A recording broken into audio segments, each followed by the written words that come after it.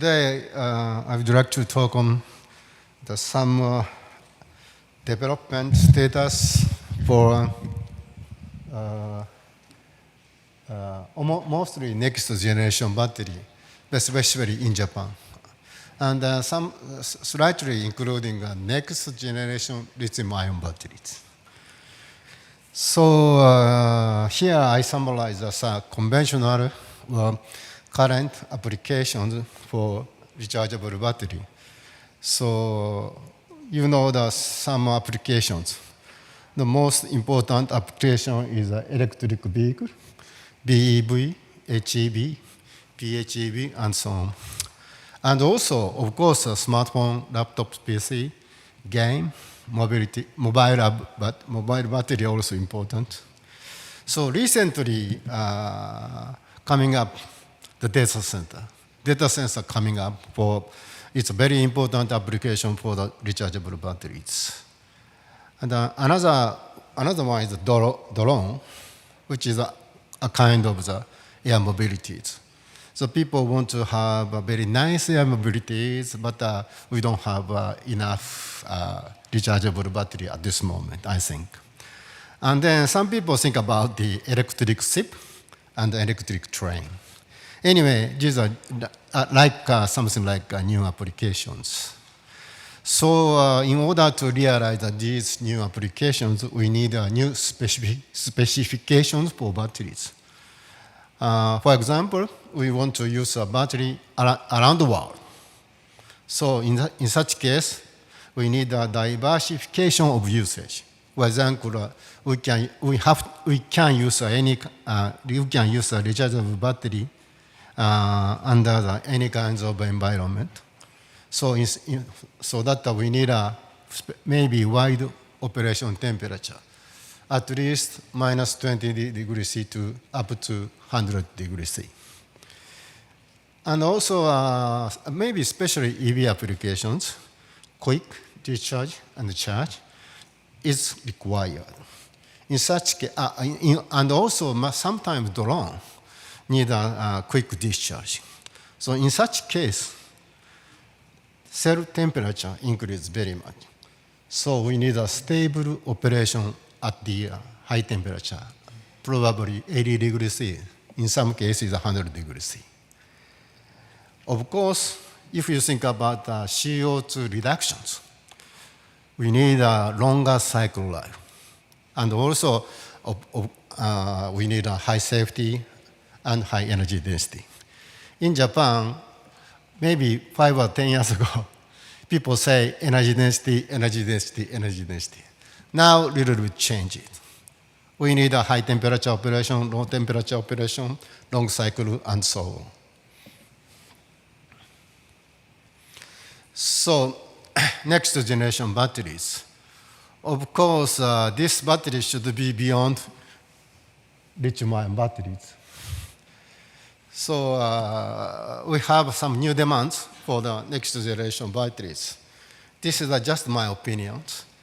Cycle life, at least 2 times longer. So which means hopefully 10,000 cycle at 80% SOH, and end of the cycle. Maybe in future, 20,000 cycle is hopefully. And safety. So, battery should be non-flammable, or flame retardant electrolyte must be used in the batteries. So operation temperature. Sometimes people say minus 40 degrees C in Japan now, but it's too low, I think. Maybe minus 20 to 100 degrees C is enough. How about energy density? So already standard lithium-ion battery exhibit 200 watt-hour per kilogram. So this is a minimum energy density. But in future, we would like to have 500 watt-hour per kilogram. In liter, maybe 5 watt-hour per liter to 1,000 per liter. So anyway, we can use a lithium-ion battery for the little bit lower energy density. But for high energy density, we need another kind of batteries. So if you look at the power density, probably 0.7 kilowatt per kilogram is enough. But now, for example, drone, they need a very high power density, sometimes 10 kilowatt per gram. But anyway, we can apply the current lithium-ion battery to this, but still so many problems. The cost, hopefully, half price of lithium-ion battery, current lithium-ion battery. However, this is a very important point, I think. Mostly people think about the initial cost, only initial cost, not life cost. But if you have a twice longer cycle life, how do you evaluate the cost for rechargeable batteries? It's a life cost. So I think in order to reduce the carbon dioxide by using a rechargeable battery, we must think about the life cost of batteries.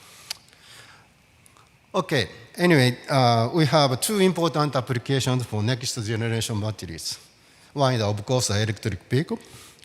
So we need a higher energy density, low cost, high safety, high operation temperature, sometimes low operation temperature. It's so difficult demand. And another important point is the ESS, energy storage systems. The firstly, we need a high safety. And sometimes, especially for example, data center, so now the battery in data center temperature increases very much, but a very short time. So we need a high operation temperature. Of course, cost, energy density, cycle life is very important. Okay, this is a summary of current status of next generation battery. People always forget that this kind of status. Already people think about the same status, but no, it's a totally different status. So research and development for next generation battery should be totally different each other. For example, probably sodium-ion battery. I think this is all sodium-ion battery, no problem. You can use sodium-ion battery anytime. But the problem is only one, cost. And also the all-solid-state battery with a sulfide electrolyte. We can prepare the sulfide all-solid-state battery with a sulfide electrolyte in Japan. However, we have a big problem now. It's a mass production. We cannot do mass production in Japan now. Already, our government make a big investment to the production of all solid-state battery. Still a lot of problems. I cannot say, if you ask me when commercialize the all solid-state battery, I say I have no answer at this moment. So today, from now, I would like to a little bit introduce the current status of research and development of next generation batteries. First one is all solid-state battery. Of course, this next generation battery is the most promising batteries in Japan, maybe in the world. So we have a different type of solid electrolyte. First one is a sulfide solid electrolyte. Second one is an oxide electrolyte. Maybe polymer electrolyte can be applied to the cell. And especially in China, semi-solid electrolyte work. Maybe in other words, maybe composite solid electrolyte. We have 4 kinds. So this is a composite solid electrolyte prepared in our laboratories. But we can successfully prepare this kind of semi-solid electrolyte seed in our laboratory. However, maybe 5 years ago, our government told me this is not solid. So our project is quit. So mostly in Japan, if you say the all solid-state battery, you should use sulfide material or oxide material. Okay, this is only government funding to the two type of all solid state battery now. So here is a summary of lithium-ion conductivity of solid electrolyte, various solid electrolytes. As you can see, we have already a very high ionic conductivity for the some sulfide and chloride materials. And also recently here, this is a lithium lanthanum, this is a metal, usually niobium oxide fluoride. This is pyrocolor type, very new electrolyte and exhibits the very high 7 milligauss per centimeter. This is not sulfide. Maybe we can say that this is oxide material. But this is, anyway, research and development on solid electrolyte extremely going up progress. But just the electrolyte. All solid state battery is a different story from development of solid electrolyte. Sometimes the people mixed up. That's a problem. Okay. First, I would like to explain the all solid state battery with oxide material. Sorry, I forgot the translations here. Anyway, all solid state battery with oxide solid electrolyte can be prepared by using high temperature sintering. So before high temperature sintering, we have to press we employ the press molding process for cathode, solid electrolyte layer, and anode electrolyte. After that, we will do a high temperature sintering processes. But during the sintering process, sometimes we observe the reaction between the active material and the solid electrolyte, leading to the formation of some resistive layer inside all solid state battery. This is problem. And another point is the mechanical strength of the battery sheet. So battery sheet is not so thick, so sometimes we have a cracking of cell. And also the oxide materials compared with the sulfide material, the conductivity is a little bit lower. So that is also problems. Anyway, after making all solid state batteries with oxide material, still we have a problem. During the discharge and the charge processes, thank you very much. During the discharge and the charge processes, so chemical reaction between the active material and the solid electrolyte take place. Here, like this. Then usually this is a very resistive layers. Another problem is the expansion of shrinkage of electrode layers. So this causes the destruction of the cells, and sometimes peeling off the between active material and solid electrolyte. So this is some cracking formation. This is a peeling off phenomena. But anyways, many problems. But these problems has not been solved yet. So how to solve this problem?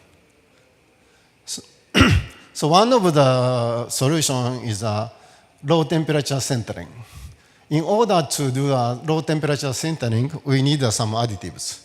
Additives means interlayer formation additives, which this layer should be formed at low temperature. So for this, we employ, for example, lithium borate and lithium carbonate. So this is the solid electrolyte or active material.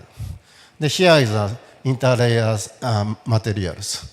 So here is we can apply just a low temperature. Then we can take a sintering. We can do some sintering processes. So we can reduce the chemical reaction between solid electrolyte and active material by using this kind of material. This is one of the examples. And also another important point is conductivity.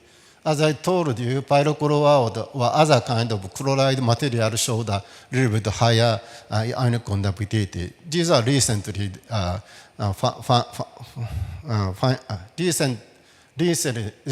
found by some researchers in Japan.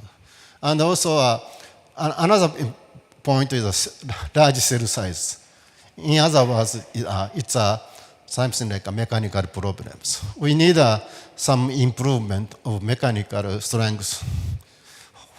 So how to do that? But people now try to use a multi-layer sintering. Multi-layer sintering means that this is a current collector, and then cathode layer, solid electrolyte layer, and anode layer, something. The current collector. This is I'm not sure. This is a multi-layer cells. So after, and then we do some coarse sintering. The thickness of the cell is so thick, so that we can get enough mechanical strength. But always we have to take care of the chemical reaction between the layers, among the layers. So in the JST means Japan Science and Technology. The GTEX is a green transfer technology. This is a project name. In this project, we have some targets like this. So firstly, this is also all solid-state battery with a oxide solid electrolyte. Maybe we have to get 250 watt per liter energy density, and then size is at least 25 millimeter, and area capacity should be 1.3 milliampere hour, and the cyclability is 10,000 cycle more. So, but this is very difficult. This is we can already prepare this kind of all solid state battery. This has a 5 centimeter, a little bit bigger. Unfortunately, cyclability is not so good. So this is a second one. In this case, we do not employ the sintering process, non-sintering processes, just molded. But in this case, of course, we need some sulfide solid electrolyte. So I cannot say, I think this is an all solid state battery with oxide material. But anyway, here is oxide and here is sulfide or something. Anyway, these groups try to use both electrolyte for each part, something like that. And then we would like to get 450 watt per liter, and then size is 2 centimeter, 2 centimeter, or 4 centimeter, or 12.5 centimeter. And then cyclability is 3,000 cycle. This is all solid state battery. Unfortunately, this target is too low. You can do that 3,000 cycles is just current lithium-ion battery. What's the difference between the lithium-ion battery and all solid state battery? Nothing at this. So we should have a 10,000 cycle. But anyway, finally, it's a no idea at this moment. In order to improve the energy density of a rechargeable battery, sometimes I saw some newspapers and some, report. All solid-state battery have a high energy density. It's a really, it's a wrong. All solid-state battery do not have such kind of high energy density. All solid-state battery, but the lithium-ion all solid-state battery. In order to improve the energy density, we have to need a new anode and cathode, especially anode. So in this case, we try to use a silicon or lithium anode. They provide the high energy density to the all solid-state battery, but still so many problems. So I would like to move on sulfide. But anyway, oxide, solid electrolyte, very promising, attractive, but the preparation of all solid-state battery so tough. So sulfide electrolyte. So here is as you know, the sulfide material is very plastic. So you can easily molded like this, and then just pressing. You don't need any sintering process to prepare the all-solid-state battery with the sulfide electrolyte. This is some schematic illustration. Then this is a real electrode, cross-sectional view. And by using these techniques, already Mitsui, I forgot the name of the company, this one. Anyway, at least 3 companies prepared this kind of small size laminated cells. And then this all cells does work very well. So now we try to, but then we try to get the more bigger size of the all solid state battery. But unfortunately, it's very difficult because possibility of crack formation inside the cathode and anode layer is increasing with increasing size of the cell. But anyway, so many problems still. So in the JST GDEX project, we're using another kind of cathode material. It's a sulfur. Sulfur provides a very high capacity density.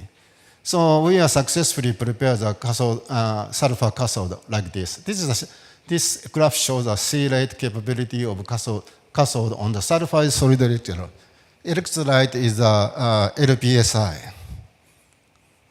And also we try to use a new lithium metal anode. As you know, that when you use a lithium metal anode, sometimes we have some internal short circuit, even in the all solid state batteries. So in order to prevent the internal short circuit by lithium metal, so we applied some new interlayer. In this case, tin or indium. Tin, especially tin, effectively suppress the dendrite formation of lithium and also internal short circuit. So now we try to make a lithium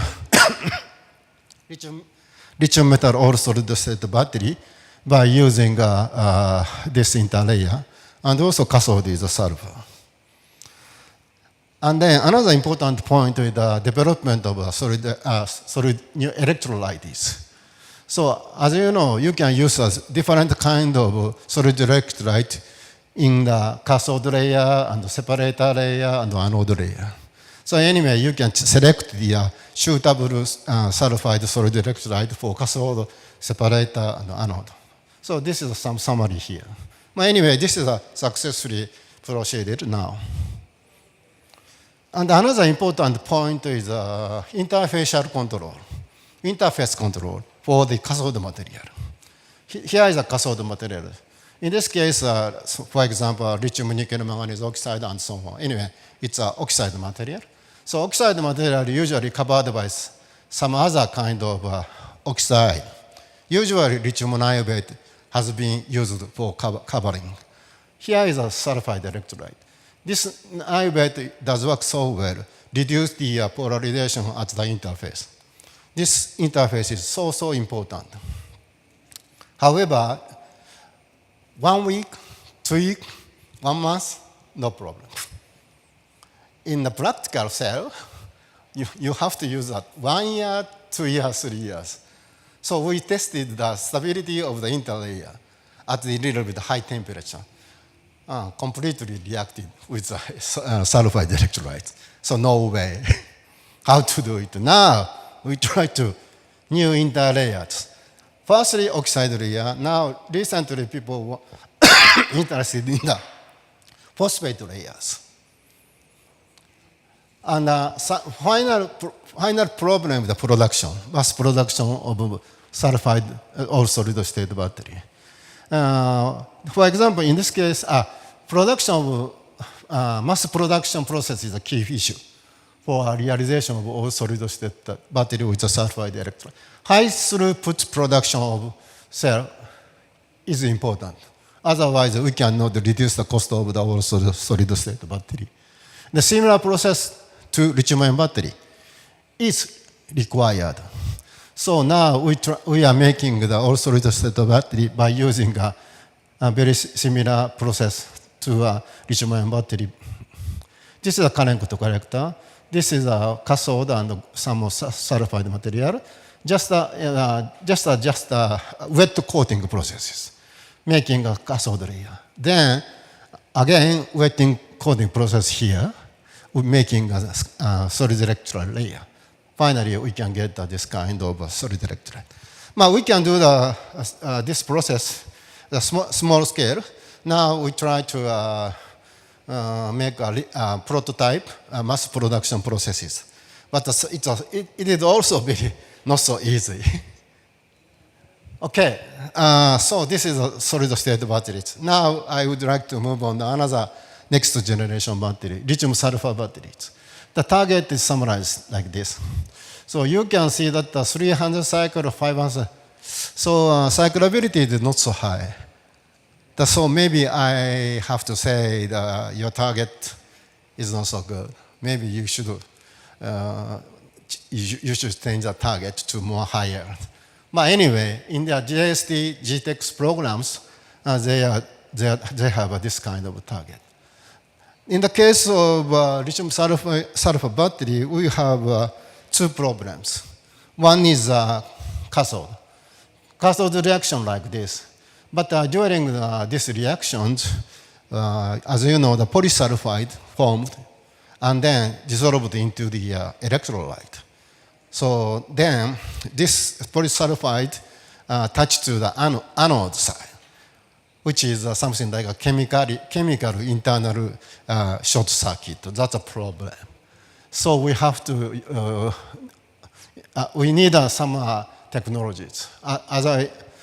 Later I will show you. And also, I said, I can say that lithium metal anode is still a problem. I think nobody take care of the lithium metal anode side because the lithium sulfide, researchers in lithium sulfide mostly focused on the cathode. They forgot the lithium anode. That's a problem.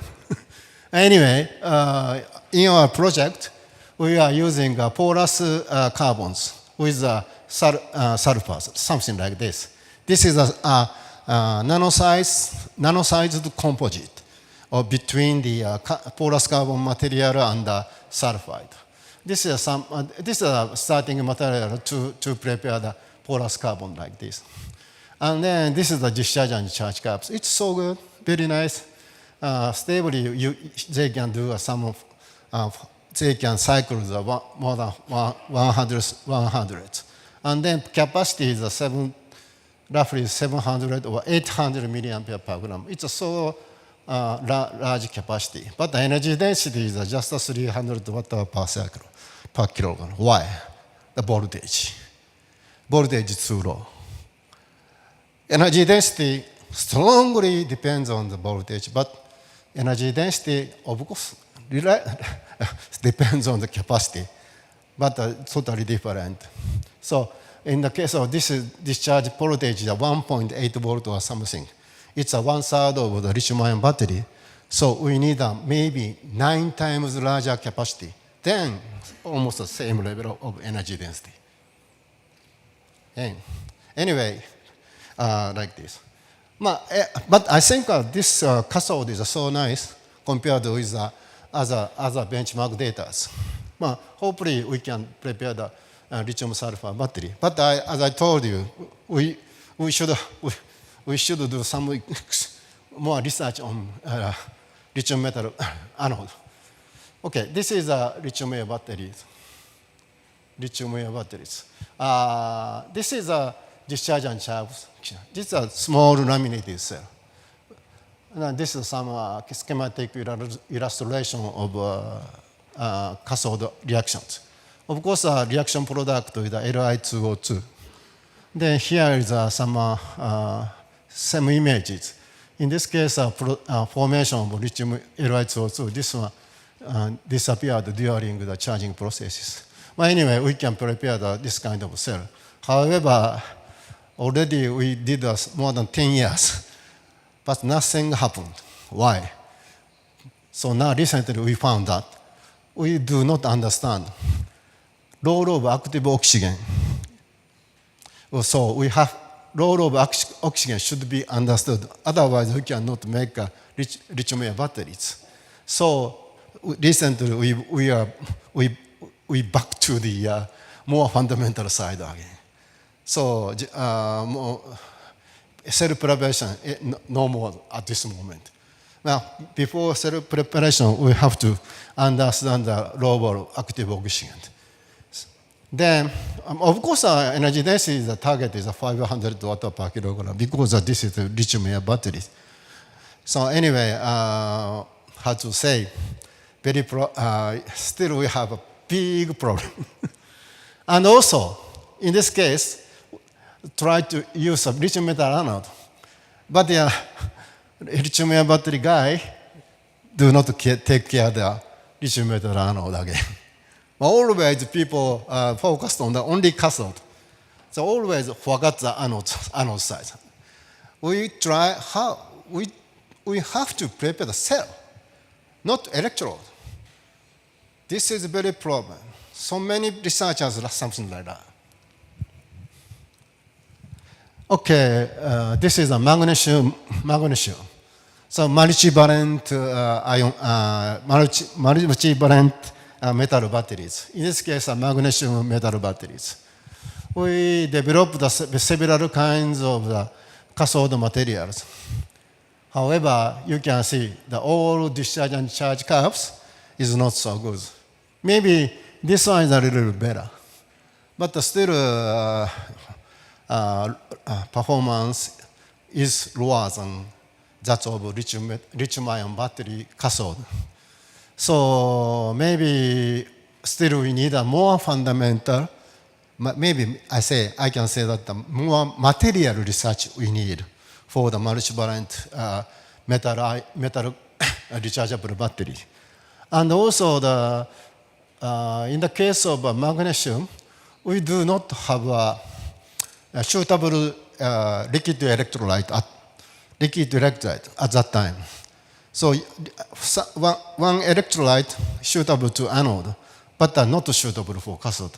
The other one suitable for cathode, but not suitable for anode.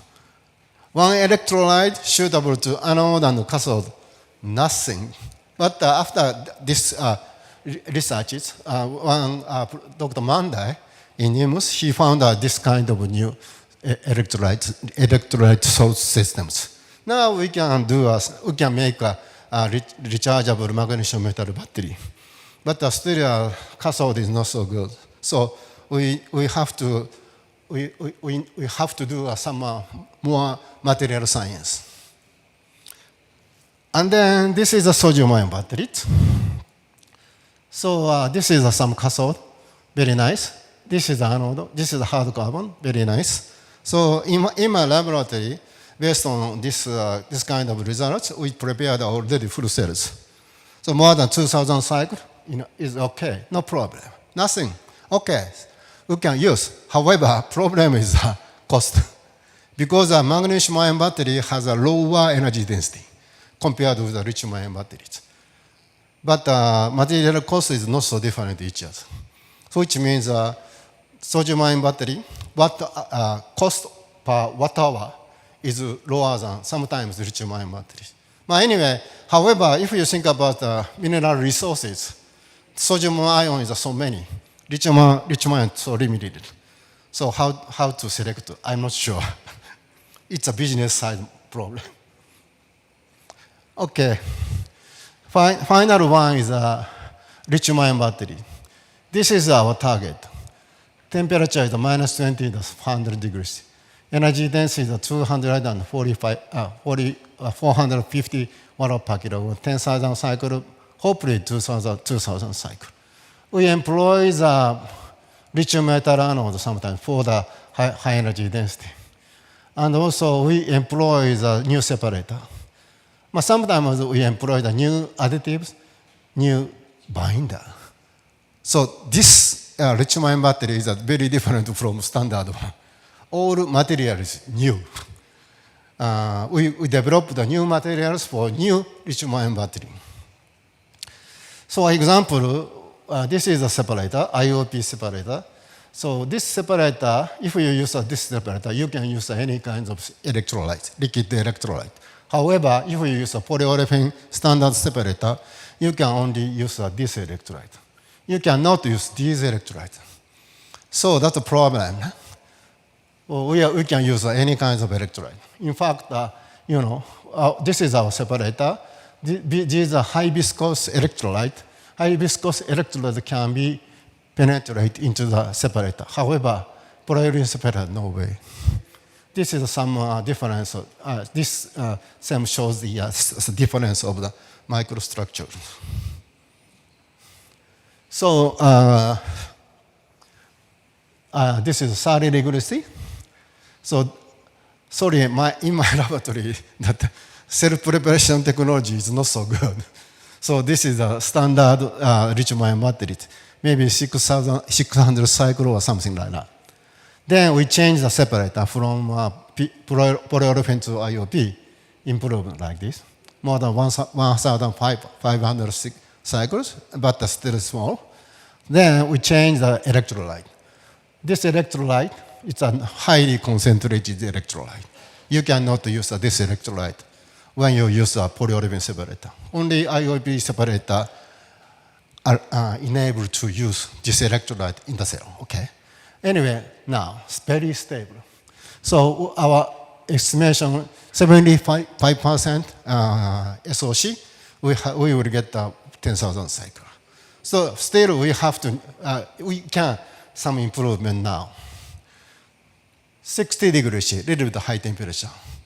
So this one is a lithium-ion battery for India and Singapore and very hot places. Now, and then this is a polyolefin separator going down, more roughly 400 cycles something. Then we change the separator, but not so much. In this case, electrolyte is very important. So if you use a highly concentrated electrolyte, even at 60 degrees C, you can do 2,000 cycles. So this is a very nice performance. Maybe if you allow the 50% SOH, maybe we can get the 3,000 cycles at this moment. Of course, this also can be improved near future. And the final one is a minus 15 degrees C. Usually, you cannot use a lithium-ion battery like this. But just change the separator from PP to IOP, we can do that. We can use a lithium-ion battery. This is cyclability. Of course, the capacity decreases, but still we have a 50% of discharge capacity obtained by using our separator. So anyway, just we change the separator, but the performance of lithium-ion batteries are totally changed. This is something like a new paradise for lithium-ion batteries. Finally, this is a lithium metal battery. This is our separator, and we have some very special coating, ceramics coating layer, 3 micrometer. This is, then we discharge and charge. At this moment, now we can get a 1C rate, a little bit high rate, but already more than 300 cycles.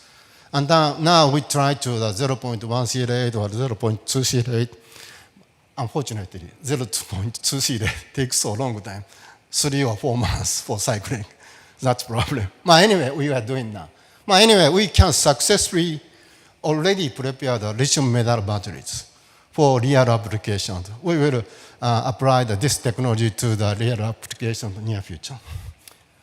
Okay, this is a summary, but the time is over, right? I have 1 minute? Okay. Okay. So just this is a summary. Research and development for the next generation batteries have been conducted. And the new materials, not only important, but also production process and cost, so also very critical point. Now, people think about these issues for next generation battery. Also, the state battery is the most promising, I know. However, there are many problems. I sometimes heard from some guys, or maybe next year you can produce the solid state battery or not. I said, what's that? no schedule at this moment, no timeline for the production, mass production. So development material and mass production are key issues. So nobody can do a cost estimation. Nobody knows how much is the all solid state battery. If we can calculate the cost, which means that all solid state battery will be realized just recently. Okay. And then battery without metals and are required, rare metals are required. So the sodium ion, magnesium is very important. Probably sodium is the first priority. The cost of this material should be hopefully less than lithium-ion battery. High-energy density batteries, such as lithium-ion battery, have been developed. High safety and longer cycle life are necessary. High operation temperature is the key issue for new applications, such as the domain and the data centers. But anyway, I would like to say one thing. What is the important point? It's a specification, not a kind of battery. Which battery can satisfy the specifications. So now it's a vice versa. All solid-state batteries here, then specification. For me, it's so strange because I'm a battery guy. Okay, thank you for your attention.